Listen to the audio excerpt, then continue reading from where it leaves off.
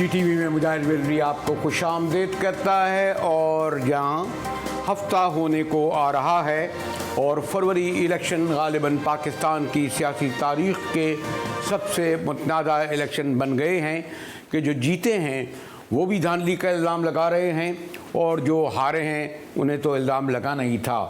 बहरहाल इस इलेक्शन में ये भी हुआ कि बड़े बड़े सियासी बुर्ज नामालूम यानी बहुत नोन किस्म के लोगों के मुकाबले में उन्होंने उनके बुर्ज उलट दिए। 70 की दहाई की याद आ गई। कुछ को तो आखिरी वक्त में जिस तरह जिताया गया मैं उसकी तफसील में नहीं जाऊंगा, लेकिन जैसे राना सल्लल्लाह बहरहाल इस में नहीं होंगे, महमूद खान अचकज़ई नहीं होंगे, कहाँ तक नाम लेते चलूँ, कुछ और जिनको नहीं होना था यानी फॉर्म 45 के तहत वो बहरहाल किस तरह आए ये अलग बात है। लेकिन सबसे बड़ा सवाल ये है कि इलेक्शन हो गए, क्या सियासी इस्तेहकाम भी आ सकेगा। बहरहाल आज़ाद अरकान की इतनी बड़ी तादाद को बग़ैर निशान दिए पार्लियामेंट में रखना कब तक मुतहम्मल करेगी इस्टेब्लिशमेंट रियासत। और उससे भी बढ़कर बात ये कि बरसों से जी हाँ 18 के बाद से और हालिया महीनों में जिस तरह मियाँ नवाज शरीफ को लाया गया उसके बाद सबसे बड़ा बहरहाल नवाज लीग की तो कोशिश थी, लेकिन वो तमाम नादीदा क़ुव्वतें कोशिश कर रही थीं और ख़ुद मियाँ साहब और उनकी जमात कह रही थी कि चौथी बार वज़ीर आज़म वो होंगे। लेकिन जिस तरह इंतखाबी नताइज आए उसके बाद मियाँ नवाज शरीफ का चौथी बार वज़ीर आज़म बनने का ख्वाब पूरा नहीं हुआ। हाँ, लगता यह है कि बिलावल भुट्टो ज़रदारी ने जो कहा था वो सच साबित हुआ। लेकिन देखिए उनके छोटे भाई जिन्होंने वज़ीर आज़म बनना कबूल किया किस पुरजोश तरीके से अपने बड़े भाई के लिए नारे लगाया करते थे। नवाज शरीफ वज़ीर आज़म, वज़ीर आज़म, वज़ीर आज़म और ਤੁਹਾਡਾ अल्लाह भला करे। नवाज शरीफ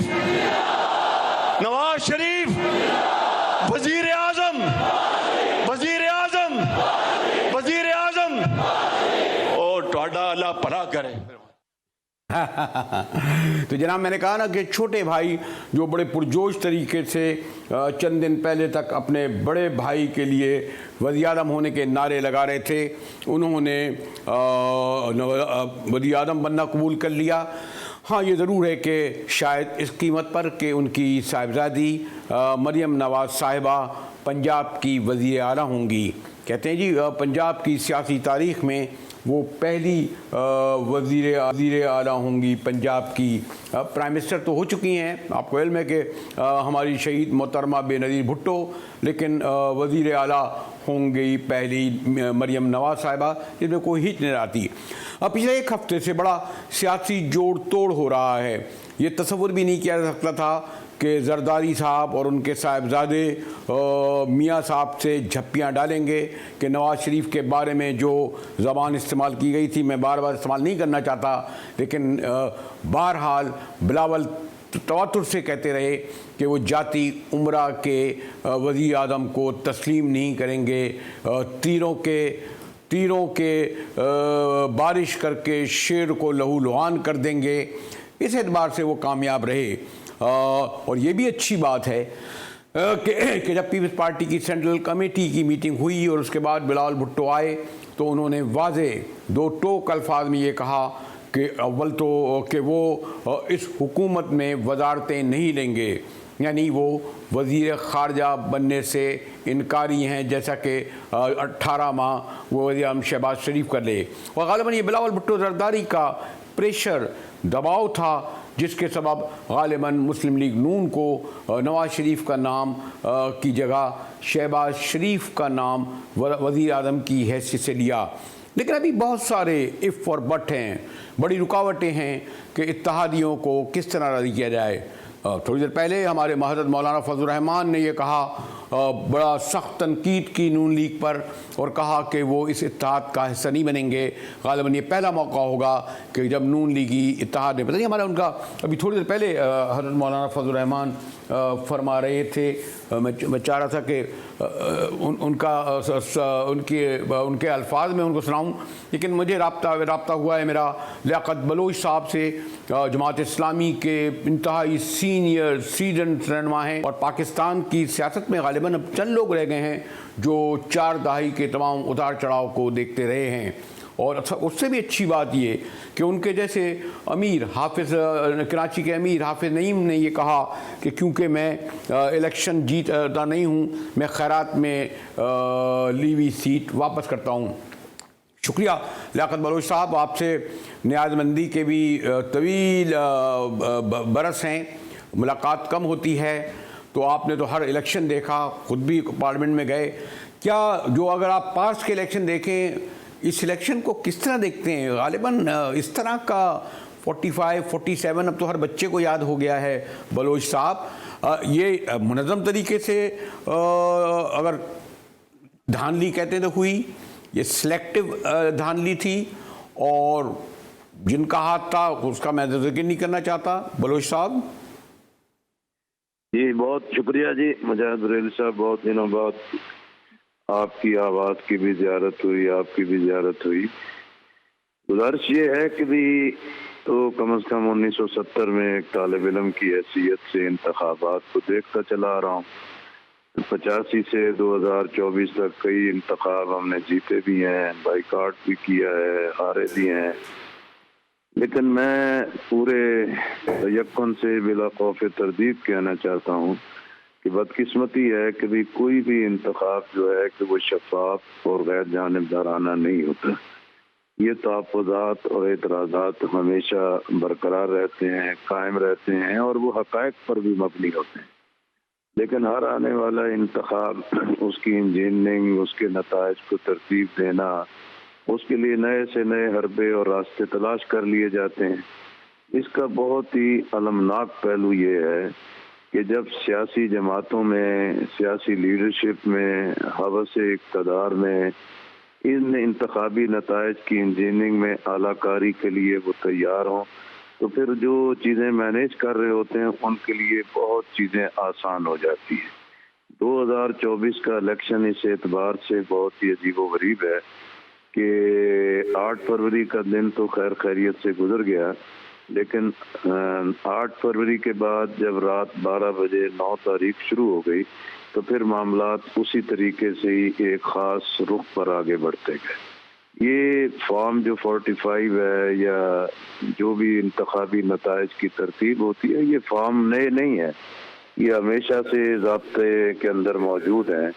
लेकिन जो फॉर्म 47 होता है उसी में ही हमेशा चीज़ों को मैनेज किया जाता है, नताइज को तब्दील किया जाता है और जीतने वाले हार जाते हैं। बलोच साहब यहाँ तक तो बात आ गई है, लेकिन यहाँ तक तो बात दुरुस्त है बलोच साहब, लेकिन जो बहुत अब टर्निंग पॉइंट ये आया कि आपको इल्म है नवाज शरीफ साहब बरसों चले महीने कह लें तैयारियाँ कर रहे थे और उनको तवक्को थी कि कम से कम 2 तिहाई नहीं तो सादा अक्सरियत भी नहीं मिलेगी।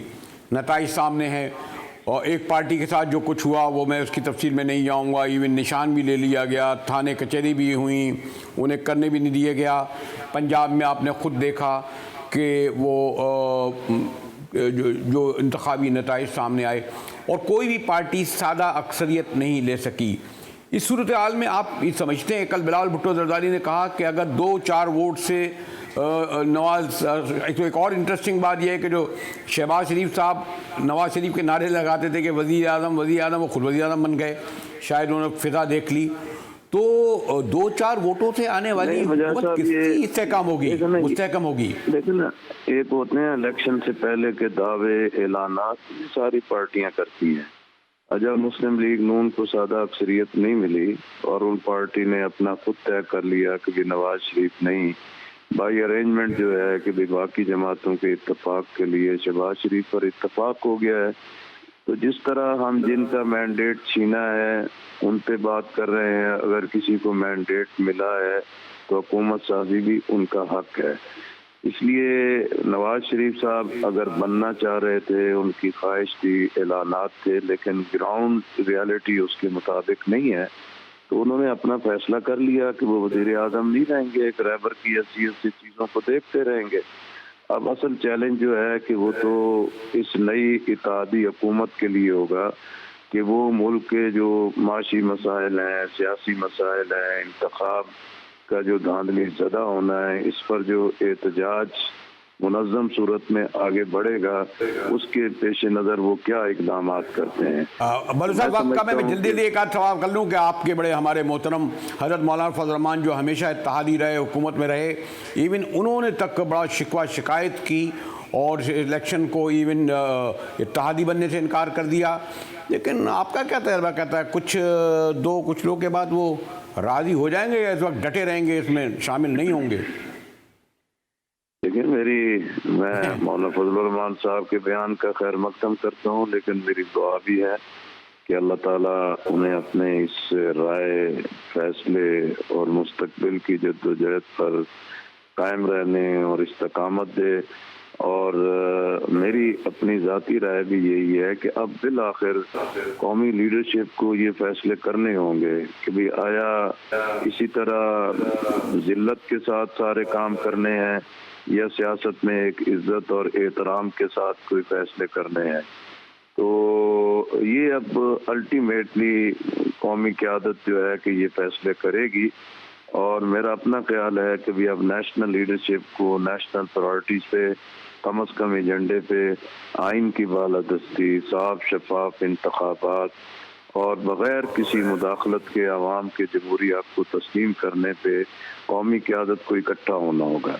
उसमें आखिर में एक बहुत ही अहम जो एक यानी शायद उनकी आइनी ज़रूरत है, अखलाकी कानूनी ज़रूरत है, और वो है पिछले 24 घंटे से तहरीक इंसाफ और जमात इस्लामी का इत्तेहाद।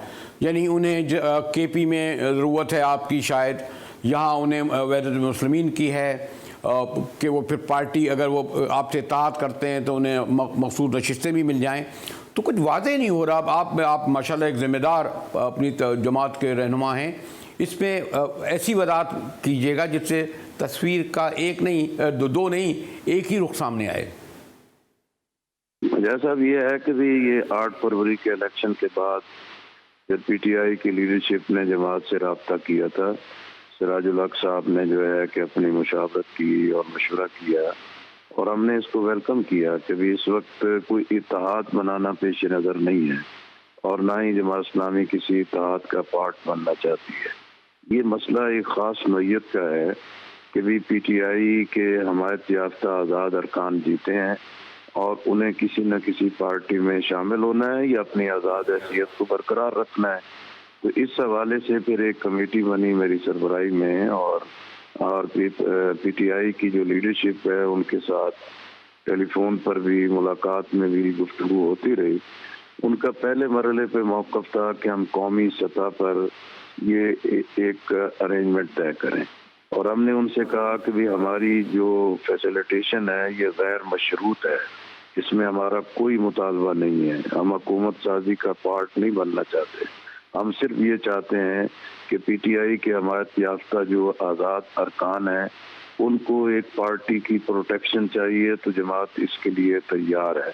उन्होंने भी वेलकम किया, लेकिन सारी डिस्कशन के आखिर पे उनका कौमी सतह की बजाय केपी की सतह पे जो है कि भी कहा कि भी हम इसके लिए इसको कंसिडर कर सकते हैं।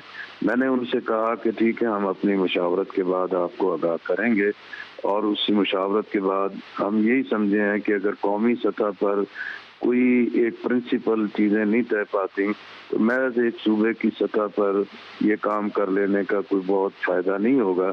अब पीटीआई अपने फैसलों में आज़ाद है, वो जो भी फैसला करें हम उसका खैर मकदम करें। एक मैं क्विक आपसे बात मालूम करना चाहता हूँ और बड़ी स्पेसिफिक मोहतरम बलोच साहब कि वैसे एक बहरहाल वो एक ग्रुप की हैसियत से वो 90 अरकान हैं, टेक्निकल बुनियाद पर निशान नहीं है, लेकिन क्या उस 90 अरकान को सिर्फ बुनियाद पे के निशान नहीं था?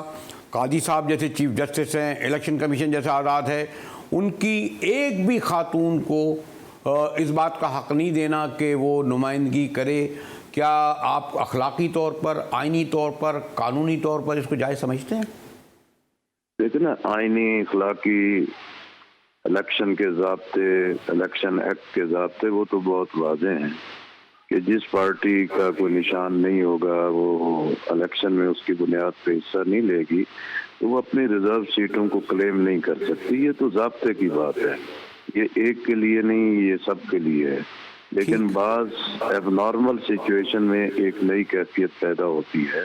एक पार्टी है और जिसको अगर आप कहें निशान छीन लिया है या फला मुश्किलात पैदा हुई हैं, लेकिन हम तो देख रहे हैं कि जितने भी इक़दामात थे उन्होंने पीटीआई की इस कैंपेन को पूरी तरह सपोर्ट किया और उनको फ़ायदा हुआ है, कोई नुकसान तो नहीं हुआ। अलबत्ता ये है कि भी अब वो उनकी हमायत याफ्ता लोग जीत गए हैं, तो इलेक्शन कमीशन को जो है कि भी स्पेशल कंसिडरेशन के तहत इस चीज़ को देखना चाहिए कि भी पीटीआई ने जो अपनी प्रायोरिटी लिस्टें दी थी, अगर वो उसे एंटरटेन कर सकते हैं तो उसे ज़रूर किया जाना चाहिए, वगरना आइन, कानून, ज़ाब्ता, इलेक्शन के ज़ाब्ते बिल्कुल वाज़ेह हैं। पार्टियों का इंटर पार्टी इलेक्शन जो है कि लाजम है। अब बदकिस्मती है कि हम मुल्क में जमहूरियत के मुतालबे करते हैं, खुद अपनी पार्टियों के अंदर जमहूरियत को ठीक है, दुरुस्त आपने फरमाया मोहतरम लियाकत बलूच साहब। मैंने कहा ना कि पाकिस्तानी सियासत में जमात इस्लामी के हवाले से नहीं बल्कि कौमी सतह पर बड़े सीनियर रहनुमा लियाकत बलूच साहब हमारे साथ थे। शुक्रिया लियाकत बलूच साहब, और उन्होंने अपने में बहुत सारे जो इबहाम थे उन्हें क्लियर कर दिया, ख़ास तौर पर तहरीक इंसाफ के हवाले से। हमारे साथ रहिएगा, ब्रेक के बाद आएंगे तो ज़रा हम सॉरी टू से बलूचिस्तान को नज़रअंदाज करते रहे हैं। ख़बरें आ रही हैं कि बेशतर शाराएँ बंद हैं, हड़तालें हो रही हैं। किसी जमात ने एक तो अक्सरियत नहीं मिली, कोई 11 मिली है व्हील पार्टी को, और तफसील से हमें बताएंगी हमारी ब्यूरो चीफ ब्रेक के बाद बुशरा कमर।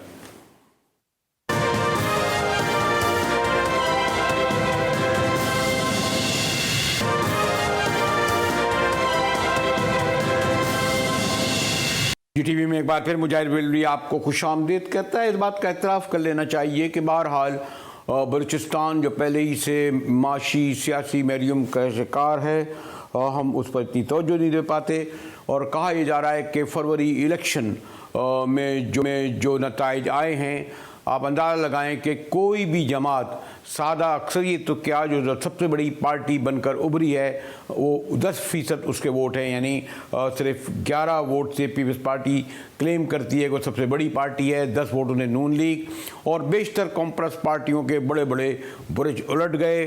शटर डाउन हड़ताल है, प्रेस कॉन्फ्रेंसें हो रही हैं, शाराएँ बंद की जा रही हैं। लेकिन मैंने कहा कि बलूचिस्तान इतना हमारी तवज्जो का मरकज़ नहीं बन सका। पहले ही से ही दावा किया जा रहा है कि जी पीपल्स पार्टी कामयाब होगी, लेकिन अगर आप इस तरफ देखें, महमूद खान अचकज़ई कामयाब नहीं हो सके, बाप के बेशतर बड़े कामयाब नहीं हो सके, मरी ख़ानदान का कोई कामयाब नहीं हो सका, बुकटीज़ नहीं हो सके, नसीराबाद डेरा मुराद जमाली से जमालियों का सफाया हो गया। ये भी सरप्राइज देखा कि जमाल रईसानी एक नौजवान सरदार अख्तर महंगल को शिकस्त दे देते हैं। यानी सबसे बड़ा अपसेट शोरिश ज़दा बलूचिस्तान में हुआ। वो जो इलेक्शन को निगरान कर रहे हैं उनके लिए ये बहुत बड़ा सवालिया निशान बनेगा। जी बुशरा, गालिबन सबसे ज़्यादा मुजाहरे, शाराएँ बंद, हड़ें कोयटा और उसके एतराफ़ में हो रही हैं, कोई भी पार्टी मुतमईन नहीं है, और ऐसा ही है बुशरा कमर? बिल्कुल मुजाहिद साहब, 8 फरवरी के बाद से जो बलूचिस्तान में आगाज जो है वो एहतजाजों का वो कोयटा से हुआ, तो अब तक वो 6 दिन हो गए हैं जारी है, और तमाम कौम परस्त जमातें जो हैं वो मुख्तलिफ मकामात पर अपना एहतजाज रिकॉर्ड कराने के बाद अब आहिस्ता आहिस्ता अपने एहतजाज में शिद्दत भी लाना शुरू हो गई हैं।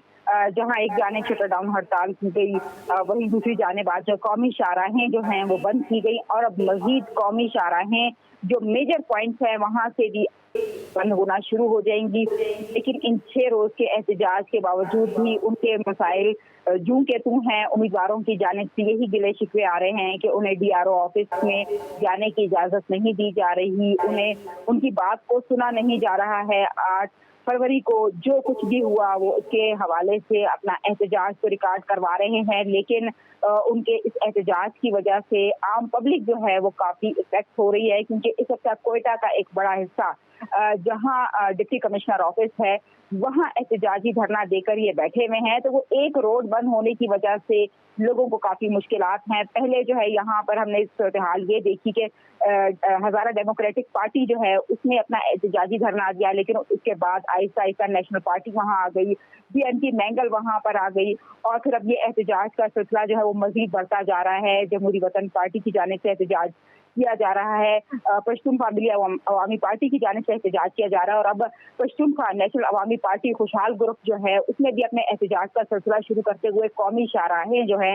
वो बंद कर दी हैं और इसके साथ जो है अवामी नेशनल पार्टी जो है वो भी एहतजाज कर रही है। तो हर यानी कोई भी पार्टी नहीं मतलब, लेकिन बुशरा आपको इल्म है 2018 के इलेक्शन में अगर मैं गलत नहीं हूं तो अब्दुल कुद्दूस बिजन जो गालिबन उन्होंने 560 वोट हासिल किए थे गए थे और फिर किस तरीके से उन्हें बाप पार्टी किस तरह बनी, फिर उनको वज़ीर आला बने, फिर उनको वारस आला से किस तरह निकाला गया, फिर नया वज़ीर आला किस तरह आया, फिर जाम साहब आए, फिर जाम साहब निकले। ये सब हमारी तारीख़ है। बलूचिस्तान जो जिसको एक मैं समझता हूँ कि तारीख़ी तौर पर बड़ा मुज़ाहिमत के एतबार से बड़ा स्ट्रॉन्ग सूबा होता था, उसमें ये जो कुछ हो रहा है, यानी ये जिन पार्टियों का आप बता रही थी कि सब एहतजाज में शामिल हैं, तो कोयटा को इस्लामाबाद से चलाने वाले ये नहीं समझ रहे कि इसके क्या मुज़मरात और नताइज निकलेंगे?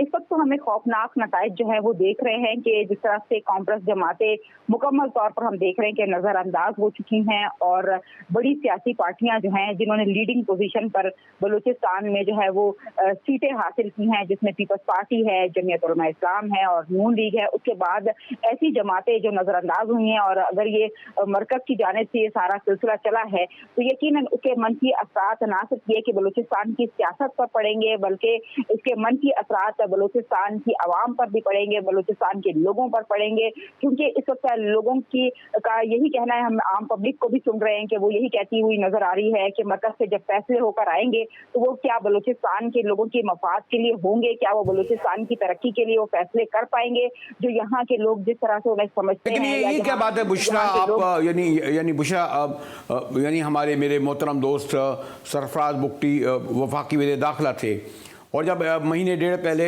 वो मुस्ताफ़ी हुए और सीधे अपने डेरा बख्ती पहुँचे और ऐलान किया, तो उस गालिबन ये वाहिद सूबा था जिसके बारे में वादे तौर पर कहा जा रहा था कि सरफराज बुगटी और फिर पीपल्स पार्टी में शामिल हुए।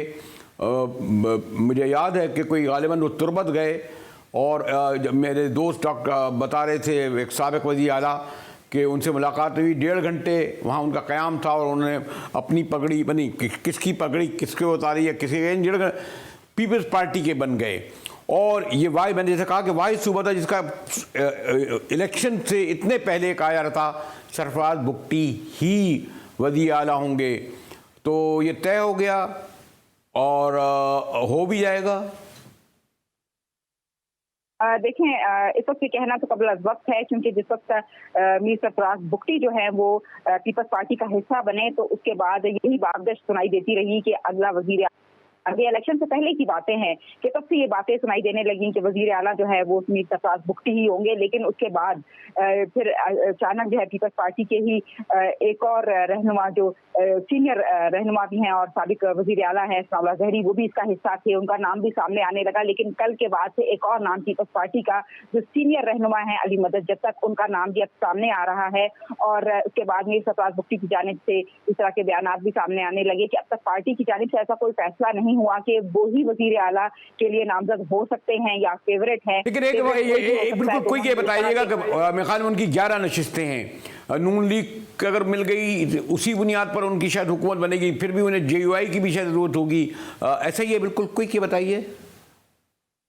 बिल्कुल इसी तरह से है कि हमेशा से जब नून लीग की अगर हुकूमत बनने लगी है तो उसमें हमेशा जमीयत ने उनका साथ दिया है, नेशनल पार्टी ने, लेकिन बलूचिस्तान की माहौल में अगर देखा जाए, अगर पीपल्स पार्टी ने ज्यादा सीटें ली हैं तो हो सकता है कि शायद जमीयत यहाँ पीपल्स पार्टी का साथ ना दे और नून लीग, पीपल्स पार्टी और नेशनल पार्टी मिलकर जो हुकूमत बनाए। और बाप पार्टी जो है उसने पहले ही ये कह दिया है कि हुकूमत चाहे जो भी बनाए हम उनके साथ होंगे, आजाद उम्मीदवारों का भी हम ठीक है। बुशरा कमर, मुझे यकीन है, मैं फिर याद करता हूँ कि यूँ भी ज़रा बलूचिस्तान को हम कम वक्त देते हैं और अभी भी मैं आपको उतना वक्त नहीं दे सका जितनी तफसील से आपसे गुफ्तगू करना चाह रहा था।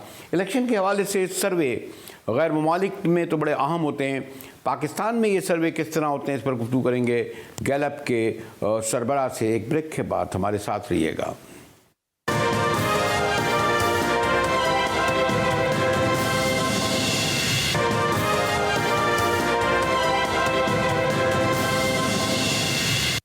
GTV में एक बार फिर आपको खुशामदीद कहता है, और ये तो नहीं कहूँगा कि सबसे ज़्यादा, लेकिन बहरहाल फरवरी इलेक्शन इंतहाई कंट्रोवर्शियल बन गए हैं, बनाए जा रहे हैं। और मुझ जैसा तालिब इल्म जो फॉर्म 45 और 47 नहीं समझता था, मैं क्या अगर नीचे बनकावा वाले से पूछूं तो वो भी आपको बता देगा, चने वाला भी बता देगा ये सब कुछ कैसे हुआ। हमारे पास चंद मोतबर इदारे हैं जो फॉलो करते हैं, उनमें गैलप भी है जिसके बिलाल गिलानी साहब हमारे साथ मौजूद हैं। शुक्रिया बिलाल। तो बिलाल, बड़े कंट्रोवर्शियल लोग हुए इलेक्शन, जैसे मैंने कहा कि 547 भी नहीं, जो नताइज हम रात 10 बजे तक सुन रहे थे, सुबह उठे तो नताइज मुख्तलिफ थे। ताख़ीर एक सबब बताई जा रही है, इस इलेक्शन की शफाफियत पे सवाल उठा रही है। क्या कहेंगे बिलाल गिलानी? जी बिल्कुल। हमारे पास एक जो इंस्ट्रूमेंट अवेलेबल है वो सर्वे का है कि इलेक्शन से पहले सर्वे में किस जमात को मकबूलियत हासिल थी और किस हद तक थी, किस इलाके में थी, और फिर इलेक्शन वाले दिन जो अब रिजल्ट नज़र आ रहा है कि किसको ज़्यादा वोट पड़े। तो अगर इस जाविये से देखें तो इलेक्शन के रिज़ल्ट्स और सर्वे के रिज़ल्ट्स में बहुत डिफरेंस नहीं है। मसलन पंजाब में मुस्लिम लीग नून को सर्वे के रिज़ल्ट में 32% वोट मिले थे, और अब जो इलेक्शन का रिज़ल्ट आया इसमें 33% है। PTI को सर्वे में 34 थे और इलेक्शन में 35% है। इसी तरह KP में भी हाईएस्ट नंबर आपने बिलाल जो कुछ कहा, लेकिन बिलाल देखें, ये तो एक, अब ये अगर वो तो सब कम मैं तस्लीम कर लेता हूँ। कुछ लोग तो कहते हैं कि जी वो ख्वाजा आसिफ के सियालकोट में रात के 2 बजे वो 30,000 वोटों से हार रहे थे, और तकरीबन कुछ 70,000 की पोलिंग हो गई थी। वो कहा जाता है किसी भी इलेक्शन में अगर इतना डिफरेंस हो 30,000 का तो कवर ही नहीं होता, चाहे इलेक्शन पर इख्तिलाफ पर पहुँचो। इलेक्शन कमीशन में भी लोग गए हैं, अमेरिकन ने बड़ा सख्त इस पर प्रोटेस्ट किया है, तहफ़्फ़ुज़ात का इज़हार किया है, और इलेक्शन कमीशन एक और तारीख दे रहा है। बड़ा ये नहीं है, भाम कन्फ्यूजन इस इलेक्शन पे धुंध छाई हुई है बिलाल, अगर मैं सादा अल्फाज में कहूँ। जी बिल्कुल। I think definitely election process के हवाले से जो एक परसेप्शन थी उसमें तो इलेक्शन कमीशन कम्प्लीटली फेल हो गया, और उस परसेप्शन में आई थिंक जो उस दिन मोबाइल फ़ोन बंद कर दिए गए, सुबह तक मोबाइल फ़ोन बंद थे, ऐसे कौन से टेररिस्ट थ्रेट थे जो पूरी रात तक लाहक थे। इसके बाद फिर रिजल्ट्स जो है वो बहुत दिन तक नहीं आए। अभी यानी लास्ट रिजल्ट जो है वो कल सुबह जाके फाइनलाइज किया गया है। तो आई थिंक इनसे एक बहुत वैलिड लोगों के कंसर्न्स राइज होते हैं, और इलेक्शन कमीशन को इन सारे कंसर्न्स को अब अगर बैठकर तसल्ली से उनके साथ एक गुफ्तगू के साथ किया जाए, मगर लीगल प्रोसेस के अलावा मेरे ख्याल से मुल्क के पास और कोई रास्ता नहीं है। तमाम सियासी जमातें जो हैं वो इलेक्शन लड़ने से पहले एक कॉन्ट्रैक्ट पे साइन करती हैं जिसपे वो ये कहती हैं कि वो अब इलेक्शन का जो ग्रीवेंस रिड्रेसल का जो मेथड है वो फॉलो करेंगी। उसमें ट्राइब्यूनल है, ट्राइब्यूनल के बाद हाई कोर्ट है, हाई कोर्ट के बाद सिंध। नहीं, लेकिन ये तो अपनी जगह है बिलाल, लेकिन तो आप ये देखिए ना कि जो एक बड़ी पार्टी जो एक हद तक समझी जाती थी, जो इनकी सबसे ज़्यादा सीटें हैं, उन्होंने अभी इलेक्शन को हुए 48 घंटे नहीं हुए कि ये कहा कि जो नताइज आए हैं उस सूरत में एक बार फिर इलेक्शन में जाना पड़ेगा। पाकिस्तान जैसा मुल्क जो गालिबन 49 अरब रुपया इस इलेक्शन पे खर्च कर चुका है, बड़ा लंबा प्रोसेस होता है, यानी इस प्रोसेस को इतना नाकाम बना दिया गया कि एक बड़ी पार्टी कह रही है कि दोबारा इलेक्शन किया जाना पड़ेगा। जी बिल्कुल। बिल्कुल। सो ये यानी इलेक्शन पे तकरीबन 50 अरब रुपए टैक्स पेयर के मेरे और आपके खर्च हुए हैं, और इलेक्शन इसलिए दोबारा कराया जाए क्योंकि सियासतदान आपस में एक दूसरे के साथ बैठने के लिए तैयार नहीं है। बिलावल साहब मुस्लिम लीग नून के साथ नहीं बैठना चाहते, या इमरान खान साहब बाकी किसी और पार्टी के साथ नहीं बैठना चाहते। तो ये आई थिंक सियासत के लिए और जमहूरियत के लिए बहुत नुकसानदेह होगा। इलेक्शन वाले दिन हमने एक सर्वे में जब लोगों से पूछा कि आपके ख्याल से सियासतदानों को इलेक्शन के बाद मिल बैठकर मुल्क को आगे ले जाना चाहिए, तो 80% ने हमें इलेक्शन में वोट डालने के फौरन बाद बाहर निकल के कहा कि उनकी ख्वाहिश है कि सियासतदानों को साथ में। अब बिलाल गिलानी गैलप सर्वे के सरबरा, और इलेक्शन के हवाले से जैसे मैंने कहा कि अभी इलेक्शन के नताइज की स्याही सूखी भी नहीं थी कि एक नए इलेक्शन का इंदिया दे रहे हैं, और वो भी कोई और नहीं, पाकिस्तान की पहली कह लें या दूसरी बड़ी जमात के सरबरा बिलावल भुट्टो जरदारी। इसी के साथ ही GTV से मुजाहिद बरेलवी को इजाज़त दीजिए।